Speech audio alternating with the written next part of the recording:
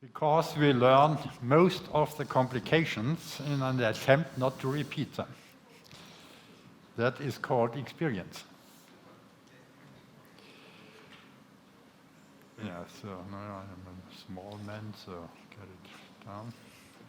Yes, so I call it better look twice, and you will see why. Yes. So we have this year the 44th anniversary of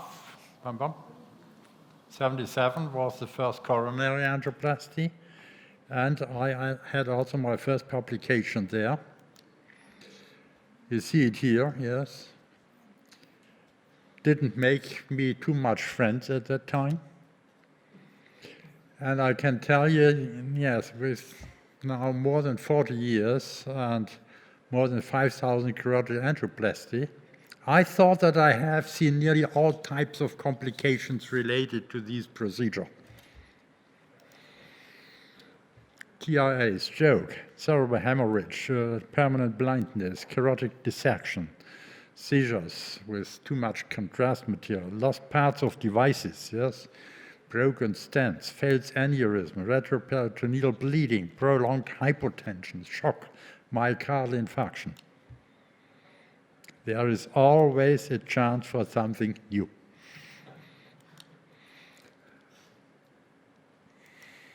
Prof, be so kind and come to the Angio Lab. It is really good when you get an unplanned call. Do they want advice? Do they need help? Do they have a major problem? The story. 48-year-old man, symptomatic left ICA stenosis with positive brain signs with diffusion-weighted MR imaging, ultrasound systolic flow velocity.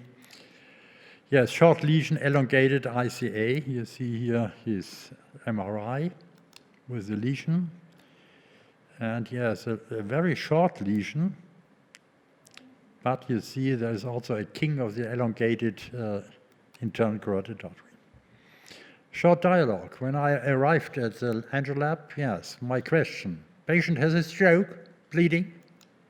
No, the patient feels well, but have a look at the angiogram. Fluoroscopy.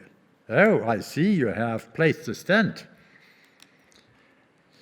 Wait, I will inject a little bit of contrast material. The stenosis is still there, but the stent? Yes, that is the problem. Nice stent placement, but the stenosis is still there. And the stented filters are in the external carotid artery.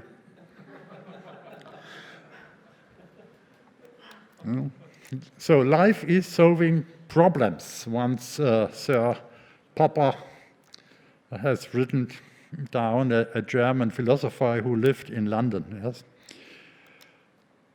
Yes, used materials in that case. Up to now, they used a filter wire, a precise stand, and a balloon. Yes, and you see it again. Yes, looks very nice. But what to do next? Carotid surgery, endovascular repair. So, because we'll know that also from cardiology, where you have bifurcational stenting. So I thought, yes, why not do it also in the carotid? That was the concept. But, yes. So first I passed with a choice PTX support, so a little bit stiffer 14 wire, through the stent meshes. But I was unable, because I had the idea perhaps I can cut the struts of the stent with a cutting balloon. But I was not able to advance the cut balloon through the stent meshes.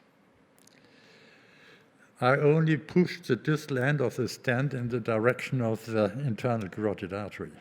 You see it here. So, dilatation of the stent meshes, so I started with a very small balloon and went up step by step with larger balloons, even with a very large 6 mm balloon. And then I was really able to bring in an exact stand. I use the exact because it's a fairly stiff, rigid stand. I don't want it to have a soft stand which perhaps collapses where it goes through the stand meshes of the precise stand. And yes, we opened that up to 5 millimeters, so you see now a bifurcational standing. You see also a little bit of spasm there, but it was a good flow, and the spasm later on resolved. So, how it looks like at the end. Yes, you see there are 2 stands now, placement of the exact stand and dilatation, yes. Lessons learned. Look for a good projection of the bifurcation. Check your steps before you do something. Know how to fix problems by endovascular techniques. Never feel too safe. There's always a chance to do something wrong.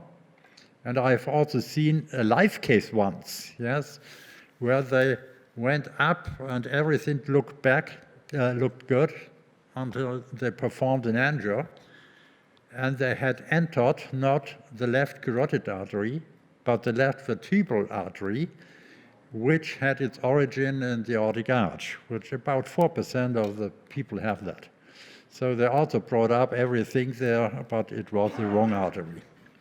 Thank you very much. Thank